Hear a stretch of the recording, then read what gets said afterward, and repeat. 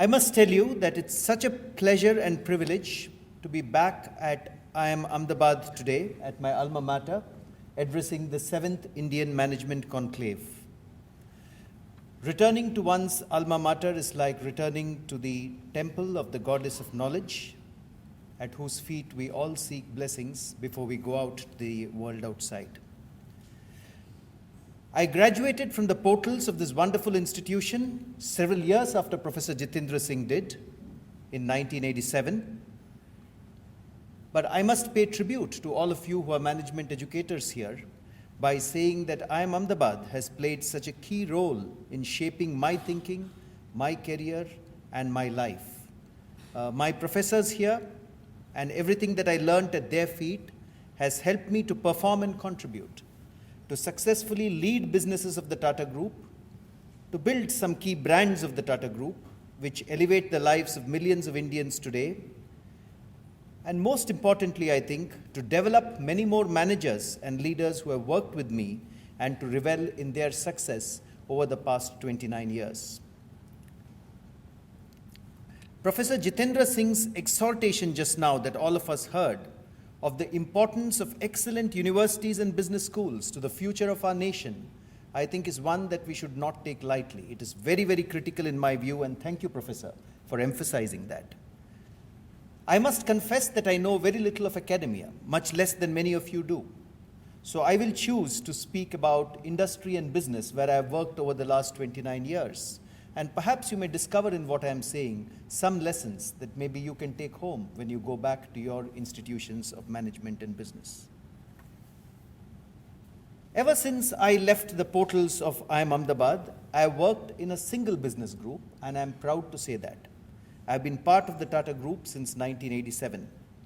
I left this institute as a young recruit to the Tata Administrative Service, and when I come back today, as a more grey-haired or perhaps even as a less-haired officer of the TAS, I must say I've been very privileged to serve the Tatas in many different roles.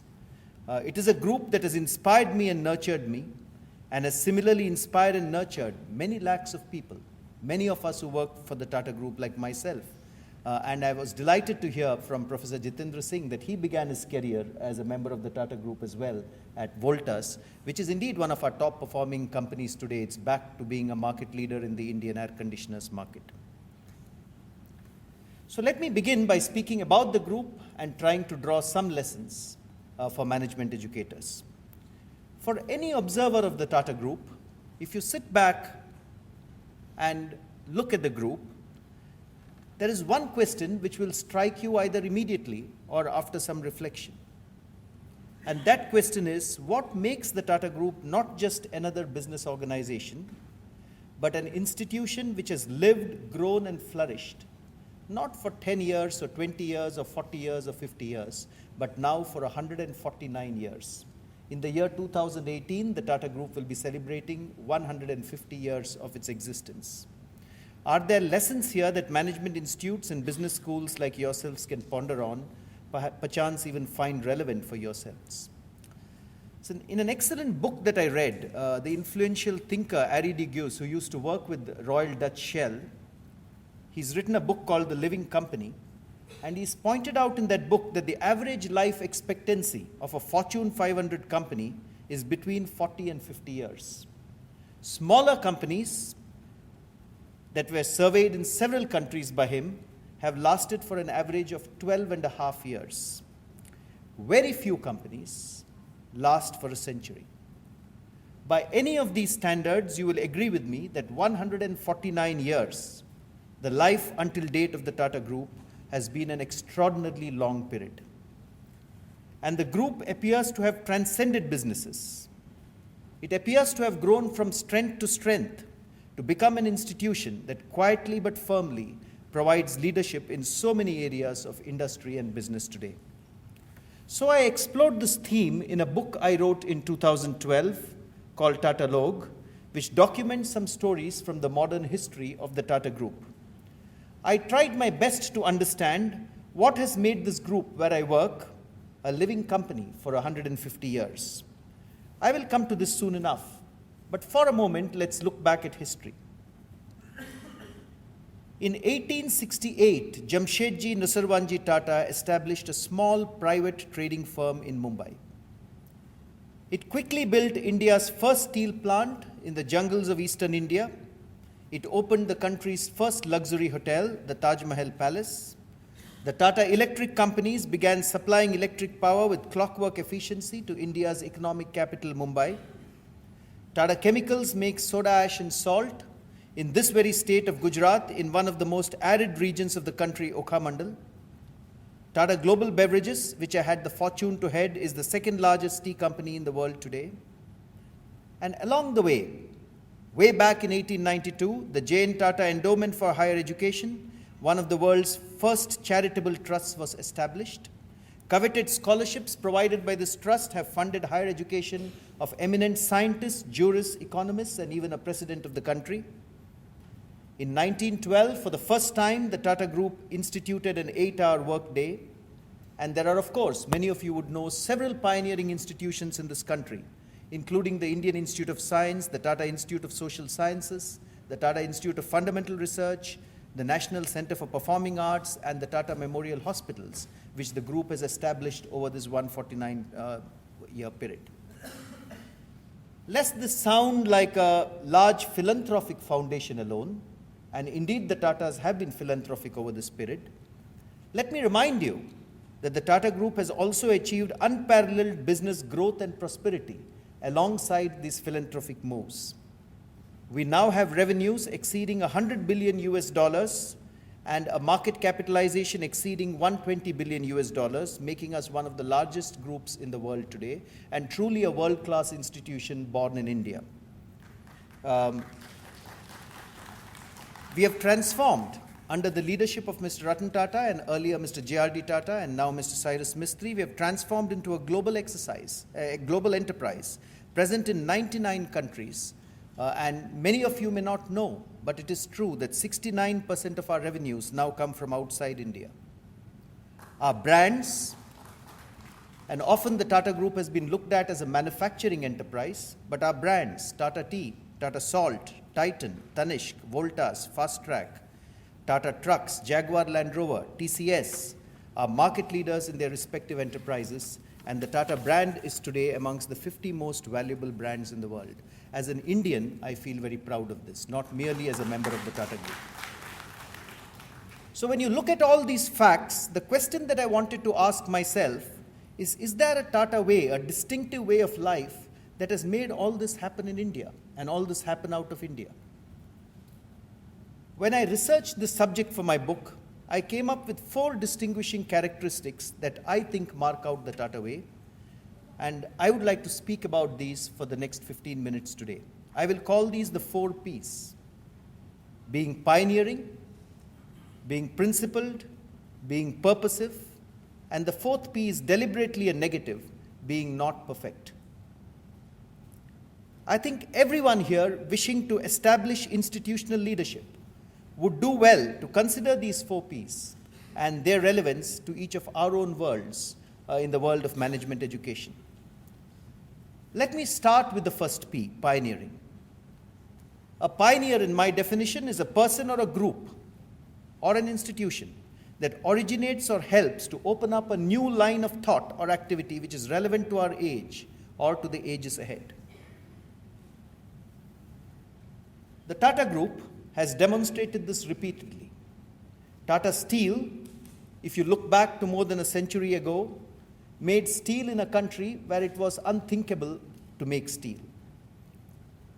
When the British engineer, Sir Frederick Upcott, who was the head of the British Railways at that time, I am told, heard that Jamshedji Tata was about to make steel, he is believed to have remarked, "Do you mean to say that the Tatas proposed to make steel rails to British specifications? Why, I will undertake to eat every pound of steel rail that they succeed in making." Later, when Tata Steel was supplying all the steel that the British required for World War I, Sir Dorab Tata is believed to have remarked, if he kept his promise, he would have had some slight indigestion. Today, Tata Steel Jamshedpur is one of the largest and most efficient steel plants in the world. And just last year, you will be happy to know, One of the largest greenfield projects in India has been established at Kalinganagar in Orissa by Tata Steel, which will truly become, I think, the most efficient steel plant in the world going forward. But it's not just steel. Coming over the decades, it is aviation. Even further down the decades, it's information technology and TCS, which is one of the front runners of that entire industry today. It is the acquisition of global brands such as Jaguar Land Rover and Tetley, unthinkable, but done for the first time by an Indian company. It's branded salt, it's branded jewelry. But my favorite story of pioneering by the Tata Group, which I have narrated in my book, is the story of the Tata Indica. When Ratan Tata stood up in the mid-90s and announced that India could make its own first indigenously developed and designed car, he may have been a huge leader of industry, but he met skepticism. No one wanted to join him in this exercise. He battled skeptics and he led the charge. Given the costs involved, he could not fund that from Tata Motors alone, which was called Telco in those days. He discovered and imported a second-hand car plant from Nissan in Australia. He trained designers at the Engineering Research Center of Tata Motors. He trained manufacturing experts. He had to bring in an auto ancillary industry into the western belt of India, in and around Pune. When I spoke to workers in Tata Motors Pune who first assembled this plant, they told me in broken Marathi how their relatives were skeptical, but they said, if it is Tata, maybe it can happen. It took them 8 days to assemble the first Tata Indica car. Today, a car rolls out of that Tata Motors plant in Pune every 56 seconds. Within 3 years of launch, and after some initial quality hiccups, the Tata Indica had become India's fastest selling car. There have been many ups and downs since then, and those of you who have read about the car industry in recent days, you know that the Tata Tiago, which has been recently launched by Tata Motors, is once again one of India's fastest selling cars. And when we asked Mr. Ratan Tata about this, I am repeating his words which I have noted down in my book. He said, history may say that it failed, or history may even say that it succeeded. All we know is that we thought of it and we did it. We produced India's first car. So the question that I would like to ask of all of us gathered in this room is, how are we pioneering the future? How are we going where no one has gone before, differentiating our brands? As Professor Singh said in his address, why are you different? What can you do which is different and which will strike a new path in the world of management education? I was very impressed when he spoke of a portfolio of 8 MSc programs, Professor, which have been put together in Southeast Asia, in Hong Kong, as a key differentiator. And I think there are several opportunities here, and I look at this as a person from industry, not as a person who knows academia well. There are many emerging or untapped disciplines and sectors which management education can focus on today. I often wonder whether we will, and who amongst us will, pioneer perhaps the best new MBA for the digital age, a program of studies powered by digital transformation. I often wonder how the confluence of technology and management will come together powerfully in one of our programs, how behavioral economics, the power of design and data will come together in one of our programs. I often wonder who will create the new pioneering horizons for corporate governance-led education in the country. So there are many, many untapped disciplines here which can help us to differentiate our respective programs and become some of the finest management educators and management institutions in the country. I want to move from the first P of pioneering to talking about the second P that I think holds the Tata Group in good stead and has it held it in good stead for the last 149 years. And the second P is principled. Sometimes talking about being principled looks preachy, and I don't want to do that. All I want to say is that for the Tata Group, principles are primarily centered around being fair to all our stakeholders, to customers, to employees, to shareholders, to the community. And there are 2 pillars of being principled in the Tata Group. One, which is better known, is I think an ethical approach to business with no compromises, and that has held the Tata brand in good stead.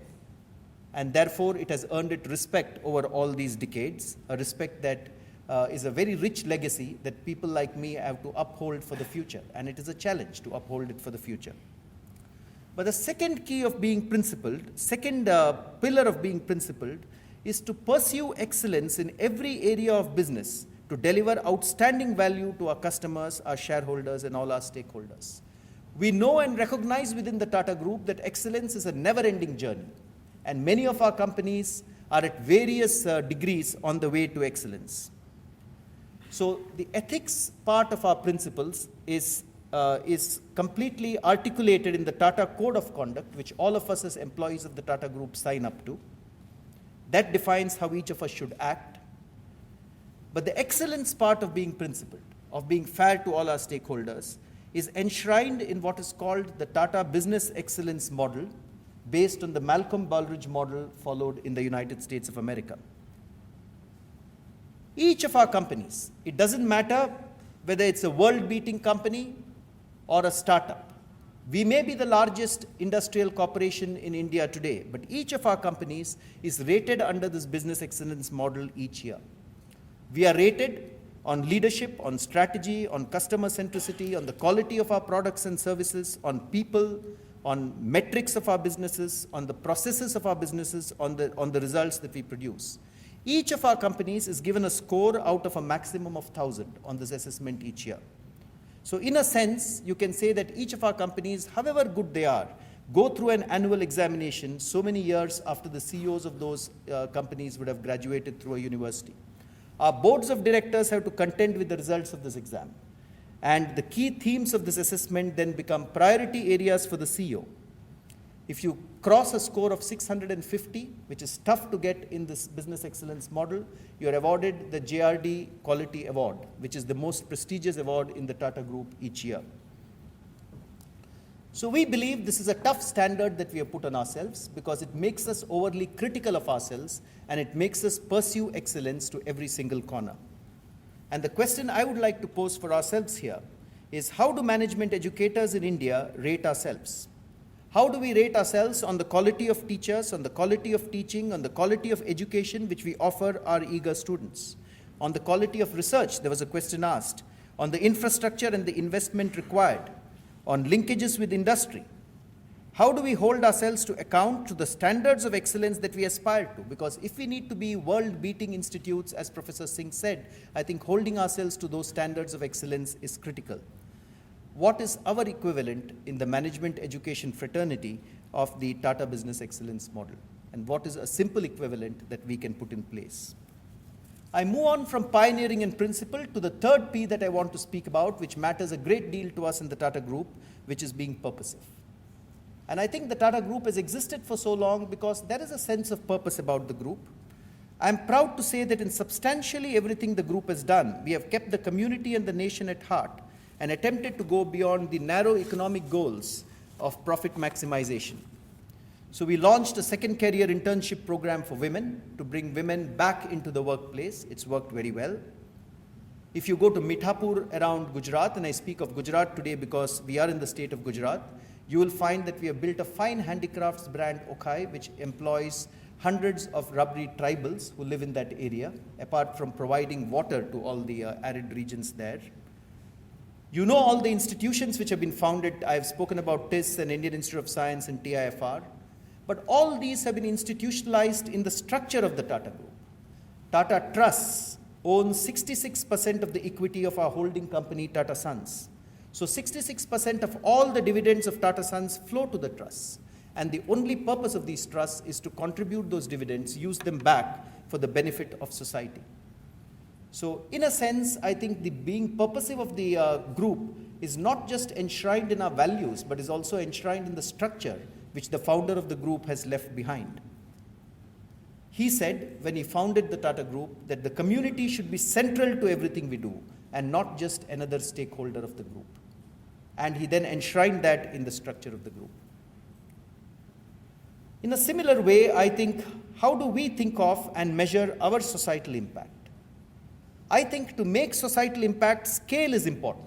The Tata Group is able to make this impact because of its scale. And each of our management institutions, to make that impact, requires scale. When Professor Singh was speaking about, the difference between 25, a lot of that has also come because of the alumni networks that these universities have nurtured and have consciously tapped into. And I think each of us who are, alumni of universities, we feel very strongly and we feel very passionately about our alma maters. And we would like to, as we progress in life, do our best to add value back to the places which gave us our education. So management education has that power, as Amit said right in his opening presentation, the power to transform people, business, and society. What is our contribution, for instance, to adult learning approaches in a world that is getting more and more anxious about jobs and is actively trying to reskill itself? It was wonderful looking at the segmented approach that he put forward, where there is a need for a set of management education institutes to build skills across various parts of the country. How are we approaching that? Because that, I think, is one of the most purposive aspects of management that management education can build within this country. So in addition to being pioneering, in addition to being principled about the excellence that we build, I believe that management education should also be purposive in the way we can add back to society. And some of these strands may actually help differentiate our management institutes, some of these strands of skill building in various parts of the country. So it's not just about being purposive, it is also about adding to the differentiation that we want our brands to encompass and build with consumers. I come to the fourth P, which I think has held the Tata Group in good stead. And that is actually a negative P. It's about not being perfect. Within the Tata Group, on many areas, I think there are lapses from time to time. No one is perfect. Not Mahatma Gandhi, not Nelson Mandela, and of course not the Tata Group, and no institution. The Tata Group recognizes this. And over the years, we have learned to deal with imperfection and learn from imperfection while enhancing the first three Ps, pioneering, principled, and purposive. Let me share one or two episodes with you, which may not be very well known, but I think which are worth sharing. Some of you may recall the episode of Tata Finance more than 15 years ago, where there was a serious lapse in corporate governance, where the ex-managing director of a Tata Group company had to go to jail, and where the group went through what I would think is one of the darkest episodes in its history. But the group also responded to it magnificently. It admitted to the fact that there had been a fraud on the company. Actually, it released a front page advertisement in the Times of India saying that there has been a fraud on the company, which not many people would do. It protected all its investors. Mr. Tata stood up and said that not a single investor would lose his money. And in fact, it had a helicopter put on standby to deliver cash in those pre-electronic days if any investor wanted his money back anywhere. It pursued the culprits relentlessly, despite the fact that they were senior executives, ex-executives of the Tata Group, and I think came out of that episode with its character intact, even though that episode itself revealed that the Tata Group was not perfect and will never be perfect. That was an issue with corporate governance and ethics. But let me also point out to you a business which I have been part of for many years, the jewelry business of Titan. For the first 7 to 8 years, we made serious errors in strategy by launching 18-carat diamond-studded jewelry meant for the European consumer to consumers in India. It didn't sell. No one came into our showrooms to buy. But we admitted that error in strategy. We changed to suit the Indian modern woman consumer. We launched traditional designs perfected to contemporary likes. We launched what I think is one of the biggest marketing innovations in this country, the carat meter, which came into our showrooms to establish the purity of jewelry and the trust in the jewelry. We changed those errors in strategy, and today, of course, Tanishq is a huge success. It is the largest jewelry brand anywhere within the country and a very aspirational brand for modern Indian women to buy.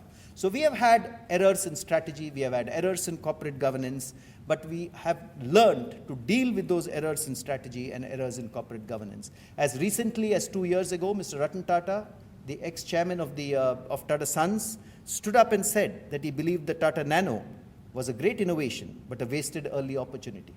Not many chairmen of many groups would stand up and say something like that as frankly and candidly. And the question I would have here is, as management educators, how do we contend with our imperfections? How do we address them with the required seriousness and genuineness of approach? We may not be able to sort out all imperfections within our systems, But are there imperfections we can sort out in the short term and in the medium term? I remember the words of Mr. R. Gopalakrishnan, retired director of Tata Sons, and Professor Singh was discussing him with me early this morning. And he said, it takes a lot of trust to be appointed a leader. I see greatness of character in this admission that once in a while things will and do go wrong. Don't push them under the carpet. Deal with them. Very few large corporations or institutions in India do this in practice. So as you think about institutional leadership in management education, you may wish to ponder on all these 4 Ps. You may wish to ponder on how you can best be pioneering. You may wish to ponder on how best you can be principled about the excellence that you build within your business. You may wish to ponder on how you can be purposive and add a little bit more to society. And you may wish to ponder on what are the imperfections that you may wish to iron out in the short term and the medium term. And I say this with due humility. I do not know your business well enough, but these are just some learnings from my own business group and from the industry which I wanted to share with you. So what will your equivalent of the Tata Steel plant or Tata Indica be?